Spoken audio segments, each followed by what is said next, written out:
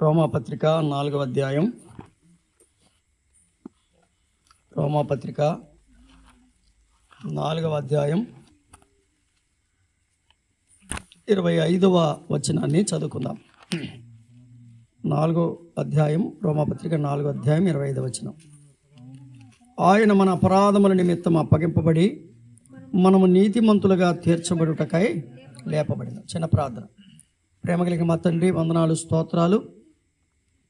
ఇంత దనకు నువ్వు మాట్లాడినందుకు స్తుతిస్తున్నాం. మరొకసారి మాట్లాడి మహిమ పొందుమని మా ప్రభు అయిన యేసుక్రీస్తు వారి ద్వారా ప్రార్థించి వేడుచున్నాము తండ్రి, ఆమేన్. యేసుక్రీస్తు ప్రభు వారి యొక్క జీవితం ద్వారా కలిగిన ఆశీర్వాదాలు, రక్షణ గురించిన సంగతులు విన్నాం.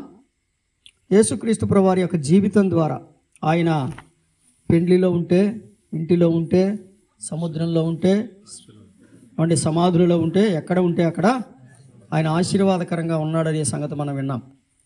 అలాగే రాత్రికాల సమయంలో ఆయన మరణం ద్వారా వచ్చిన ఆశీర్వాదాలు మనం వింటూ వచ్చాం. ఇప్పుడు ఆయన పునరుద్ధానం ద్వారా మనకు కలిగిన ఆశీర్వాదం. యేసుక్రీస్తు ప్రభువారి యొక్క పునరుద్ధానం ద్వారా మానవులకు కలిగినటువంటి ఆశీర్వాదం ఏమిటి అంటే ఇక్కడ చెప్పాడు చూడండి. ఆయన మన అపరాధముల నిమిత్తము అప్పగింపబడి మనము నీతిమంతులుగా తీర్చబడుటకై లేపబడెను. యేసుక్రీస్తు పునరుద్ధానము ద్వారా మానవులకు కలిగినటువంటి ఆశీర్వాదం, మానవులకు కలిగిన ఆశీర్వాదం ఏమిటంటే మానవులు నీతిమంతులుగా తీర్చబడ్డారు. లేఖనాలలో మనము నీతిమంతులుగా తీర్చబడాలంటే మనం చేసిన క్రియలు కాదు, లేకపోతే మన ధర్మాలు, మన దానము, దీని ద్వారా మనం నీతిమంతులుగా తీర్చబడలేం. అవి ధర్మకార్యాలు అవుతాయి. అయితే నీతిమంతులుగా తీర్చబడాలి అంటే యేసుక్రీస్తు మరణ పునరుద్ధానాలలో మనము విశ్వాసం ఉంచాలి. యేసు ప్రభువారు మన కొరకు చనిపోయి సమాధి చేయబడి తిరిగి లేచారని మనము నమ్మినట్లయితే మనము నీతిమంతులుగా తీర్చబడతాం. రోమాపత్రికలో చెప్పాడు కదా, యేసు ప్రభువుని నీ నోటితో ఒప్పుకొని దేవుడు ఆయనను మృతులలో నుండి లేపెనని నీ హృదయమందు విశ్వసించిన ఎడల నీవు రక్షించబడదు. కాబట్టి యేసుక్రీస్తు ప్రభువారి యొక్క పునరుద్ధానము ద్వారా మనకు నీతి అనేది లభించింది. అంత మాత్రమే కాదు, పేతురు మొదటి పత్రిక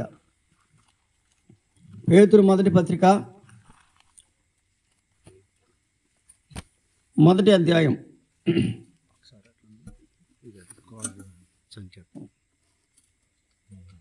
4వ వచనం, 3-4 వచనాలు. మన ప్రభువు యేసుక్రీస్తు తండ్రి అయిన దేవుడు స్తుతింపబడును గాక. మృతులలో నుండి యేసుక్రీస్తు తిరిగి లేచుట వలన, గమనిస్తున్నారా, మృతులలో నుండి యేసుక్రీస్తు తిరిగి లేచుట వలన జీవంతో కూడిన నిరీక్షణ మనకు కలుగునట్లు. మనకేం కలిగింది? యేసుక్రీస్తు ప్రభు పునరుద్ధానం రావడం వల్ల నిరీక్షణ కలిగింది, నిరీక్షణ వచ్చింది. ఏమిటా నిరీక్షణ? మనం కూడా కదండి తెస్సలోనికీయులకు రాసిన పత్రికలో చెప్పాడు, నిరీక్షణ లేని ఇతరుల వలె మీరు దుఃఖపడకుండా నిమిత్తము అన్నాడు. ఏమిటా నిరీక్షణ అంటే చదువుదాం చూడండి. తెస్సలోనికీయులకు రాసిన పత్రిక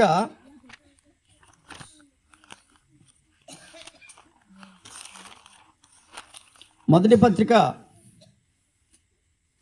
4వ అధ్యాయం 13వ వచనం. సహోదరులారా, నిరీక్షణ లేని ఇతరుల వలె మీరు దుఃఖపడకుండా నిమిత్తము నిద్రించుచున్న వారిని గురించి మీకు తెలియకుండుట మాకు ఇష్టం లేదు. 14వ వచనం చూడండి. యేసు మృతి పొంది తిరిగి లేచెనని మనము నమ్మిన ఎడలా, కదండి, యేసుక్రీస్తు ప్రభువారు మృతి పొంది తిరిగి లేచెనని మనము నమ్మిన ఎడలా, అదే ప్రకారము యేసునందు నిద్రించిన వారిని దేవుడు ఆయనతో కూడా వెంట పెట్టుకుని వచ్చును. ఇది మనకున్న నిరీక్షణ. యేసుక్రీస్తు ప్రభువారి పునరుద్ధానము ద్వారా మనము నీతిమంతులుగా తీర్చబడుతున్నాం. యేసుక్రీస్తు ప్రభువారి పునరుద్ధానము ద్వారా మనకు నిరీక్షణ దొరికింది. ఏమిటా నిరీక్షణ అంటే చనిపోయిన వారిని ప్రభు వెంట పెట్టుకుని వస్తాడనే నిరీక్షణ, బ్రతికి ఉన్న మనం కూడా వారితో కలుస్తామనేటువంటి నిరీక్షణ. అక్కడ చూడండి ఏమని రాయబడిందంటే 15వ వచనం. మేము ప్రభువుని మాటను బట్టి మీతో చెప్పినది ఏమనగా, ప్రభువు రాకడ వరకు సజీవులమై నిలిచి ఉండి మనము నిద్రించిన వారి కంటే ముందుగా ఆయన సన్నిధిని చేరము. ఆర్భాటముతోనూ ప్రధాన దూత శబ్దముతోనూ దేవుని బోరతోనూ పరలోకము నుండి ప్రభువు దిగివచ్చును. ఆ మీదట సజీవులమై నిలిచిండు మనము వారితో కూడా ఏకముగా ప్రభువుని ఎదుర్కొనుటకు ఆకాశ మండలమునకు మేఘముల మీద కొనిపోబడదుము. కాగా మనము సదాకాలము ప్రభుతో కూడా ఉందుము. చూడండి, మనకి ఏ నిరీక్షణ ఉంది? సదాకాలము ప్రభుతో ఉంటామనే నిరీక్షణ. యేసు ప్రభు యొక్క పునరుద్ధానము ద్వారా మనము నీతిమంతులుగా చేయబడ్డాం. యేసుక్రీస్తు ప్రభు వారి పునరుద్ధానము ద్వారా మనకు నిరీక్షణ దొరికింది. అంతకుముందు మనకు నిరీక్షణ లేదు. నిరీక్షణ లేని వారం. ఎఫెసీ పత్రిక చూడండి, 2వ అధ్యాయం.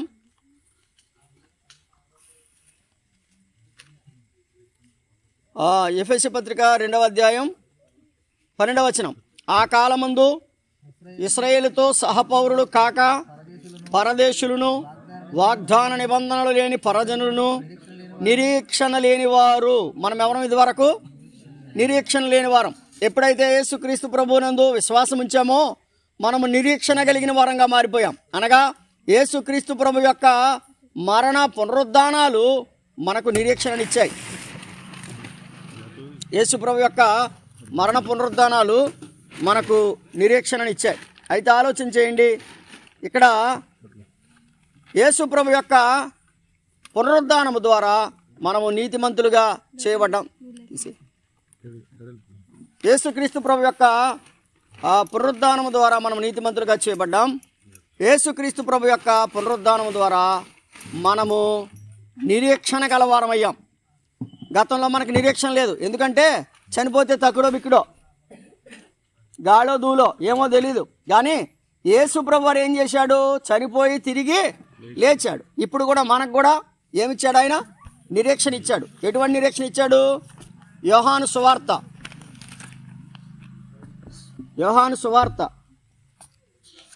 11వ అధ్యాయం.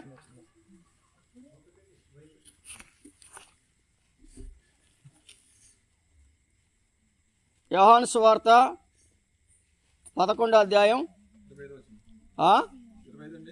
ఏమనుందో చూడండి. రైట్, వందనాలు. అందుకు యేసు 25వ వచనం. అందుకు యేసు పునరుత్థానమును జీవమును నేనే. కదండి, పునరుత్థానమును జీవమును నేనే. నాయందు విశ్వసించువాడు చనిపోయినను, అది నిరీక్షణ. నాయందు విశ్వసించిన వాడు చనిపోయినను బ్రతుకును, బ్రతికి నాయందు విశ్వాసం ఉంచువాడు ఎన్నటికి చనిపోడు. ఇది నమ్ముచున్నావా అని అడిగాడు. ఇక్కడ ఒక వ్యత్యాసమైనటువంటి మాట వ్రాయబడింది. ఏమిటా మాట అంటే, బ్రతికి నాయందు విశ్వాసం ఉంచువాడు ఇక ఎన్నటికి చనిపోడు. యేసుప్రభుని నమ్ముకున్న వాళ్ళకి ఎప్పటికీ చచ్చిపోరా? అయితే దీన్ని తెసలోనికలకు రాసిన పత్రికలో 4వ అధ్యాయంతో పోల్చుకొని మనం చదువుకోవాలి. ఏమిటంటే, ఆల్రెడీ కొంతమంది చనిపోయారు. చనిపోయిన వారిని ప్రభు ఆయనతో కూడా వెంట పెట్టుకొని వస్తాడు. ఇక కొంతమంది చనిపోలేదు, ఇంకా బ్రతికే ఉన్నారు. ఈ బ్రతికున్నవారు మహిమ శరీరం దాల్చి వెళ్ళిపోతున్నారు. ఇప్పుడు మహిమ శరీరం దాల్చి వెళ్ళిపోతున్న వాళ్ళకి మరణం ఉందా అసలు? చెప్పండి, మీకు అర్థమైందో లేదో మరలా చెప్తున్నా. ఇప్పుడు యేసుక్రీస్తు ఆల్రెడీ చనిపోయారు, చెప్పాడు కదా, పునరుద్ధానమును జీవమును నేనే. ఏమని చెప్పాడు? నాయందు విశ్వాసం ఉంచేవాడు చనిపోయినను బ్రతుకును. అంటే ఆల్రెడీ చనిపోయిన వాళ్ళు బ్రతుకుతారు అని చెప్తే వెళ్ళిపోయింది అక్కడ. రెండవది ఏంటి? బ్రతికి నాయందు విశ్వాసం ఉంచేవాడు ఇక ఎన్నటికి. అంటే దీని అర్థం ఏంటంటే, ఒకవేళ ఇప్పుడు యేసు ప్రభు మధ్యాకాశానికి వచ్చి బోర ఊస్తే మనం చచ్చిపోతామా? నమ్మిన మనం ఎత్తబడతాం కదా. డౌటా చాలామందికి? డౌటే, చాలామందికి డౌటే. ఇప్పుడు ఎత్తబడినప్పుడు మనం చచ్చిపోయి ఎత్తబడతామా? బ్రతుకుండగానే ఎత్తబడతామా? బ్రతుకుండగానే ఎత్తబడతాం. ఎందుకు బ్రతుకుండగానే ఎత్తబడతాం? మనం ఏదో మీటింగ్లో ఉన్నాం, ప్రభువుని బట్టి ఆరాధిస్తున్నామో, లేదా పాట పాడుతున్నామో, వాక్యం వింటున్నామో, ఈ సందర్భంగా ప్రభు వచ్చాడనుకో, మన జీవితం ఇంకా బ్రతికే ఉన్నాం, కానీ మహిమ శరీరాన్ని దాల్చుకొని వెళ్ళిపోతాం. అది ప్రభు చెప్పాడు. ఏమనంటే, బ్రతికి నాయందు విశ్వాసం ఉంచేవాడు ఇక ఎన్నటికి చనిపోడు. అందుకనే, ఓ మరణమా నీ ముళ్ళు ఎక్కడ, ఓ మరణమా నీ విజయం ఎక్కడ. దీనికి కూడా ఒక చిన్న విషయం చెప్తాను వినండి. చనిపోయిన వాళ్ళు అందరూ అంట బ్రతికిన తర్వాత అంటారంట, మరణమా మరణమా నీ ముళ్ళుతో నన్ను చంపావు, కానీ నీ ముళ్ళు ఎక్కడా, యేసు ప్రభు ఇప్పుడు నన్ను బ్రతికించాడు కదా అంటారట. ఇప్పుడు రెండవ జనం ఉన్నారు కదా, అంటే బతుకున్న వాళ్ళు ఏమంటారట, మరణమా నీ విజయం ఎక్కడ, అంటే నువ్వు నా మీద నీ ప్రతాపాన్ని చూపలేకపోయావు కదా, నువ్వు నన్ను చంపలేకపోయావు కదా అంటారట. అది దాని అర్థం. మరణమా నీ ముళ్ళు ఎక్కడా అంటే దాని అర్థం ఏంటంటే చనిపోయిన వారు పలికిన మాట అది. బ్రతుకున్న వారు పలికే మాట ఏంటి, మరణమా నీ విజయం ఎక్కడ. కాబట్టి యేసుక్రీస్తు ప్రభు వారు పునరుద్ధానుడు అవ్వడం ద్వారా మనకేం కలిగింది, నిరీక్షణ. ఒకటి, యేసుక్రీస్తు పునరుద్ధానము ద్వారా మనం నీతిమంతులుగా చేయబడ్డాం. రెండు, యేసుక్రీస్తు ప్రభు యొక్క పునరుద్ధానము ద్వారా మనకు నిరీక్షణ లభించింది. అంత మాత్రమే కాదు, ఎఫెసీ పత్రిక 1వ అధ్యాయం, ఎఫెసీ పత్రిక 1వ అధ్యాయం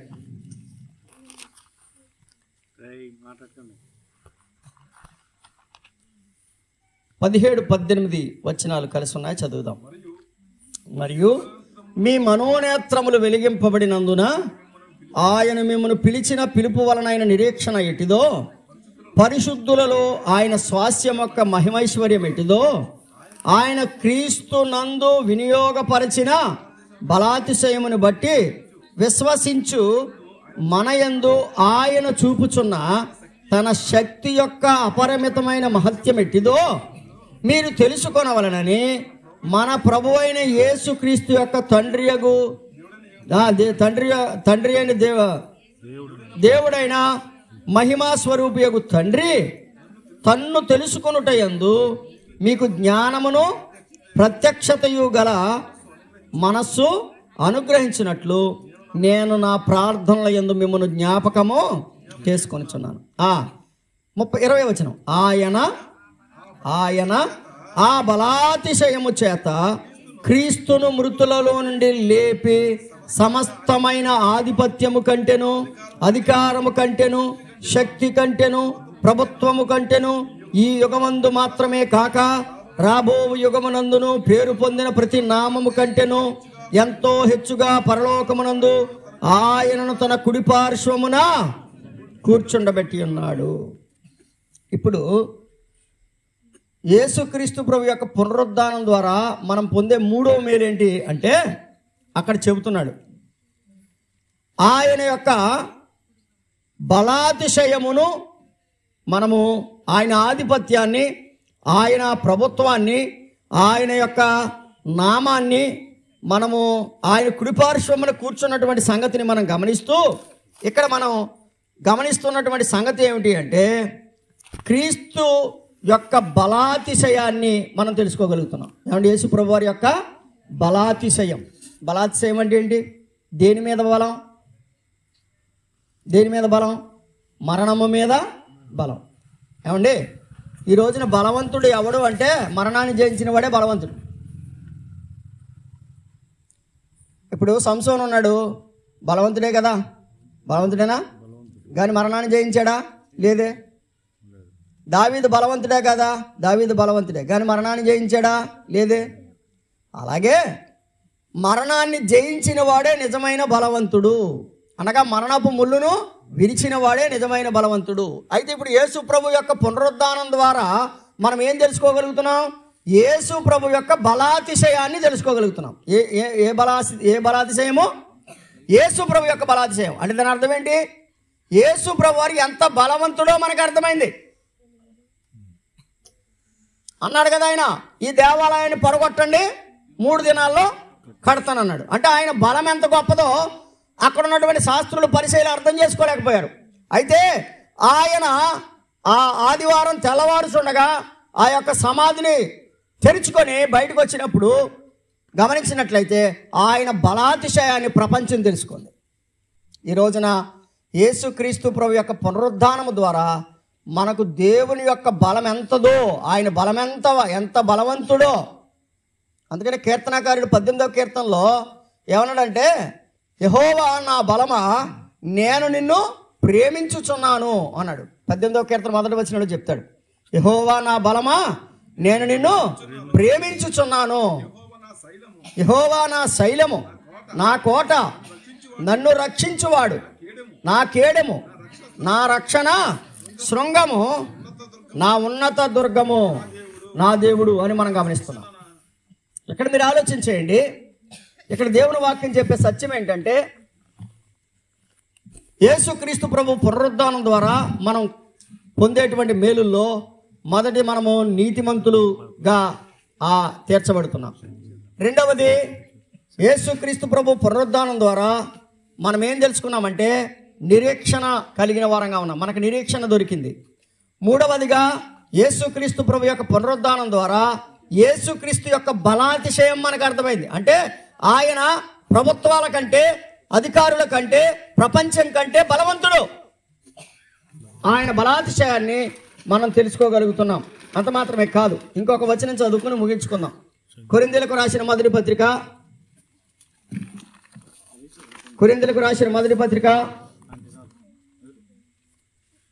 15వ అధ్యాయం